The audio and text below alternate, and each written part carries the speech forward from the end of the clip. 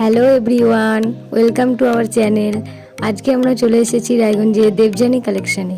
এখানে আপনারা পেয়ে যাবেন হ্যান্ডমেড ইউনিক জুয়েলারি কালেকশন। এছাড়াও আপনারা পেয়ে যাবেন স্টোন এবং অক্সিডাইজের অনেক রকমের জুয়েলারি কালেকশন। চলো এবার আমরা দেখে নেব এখানে কি কি কালেকশন রয়েছে।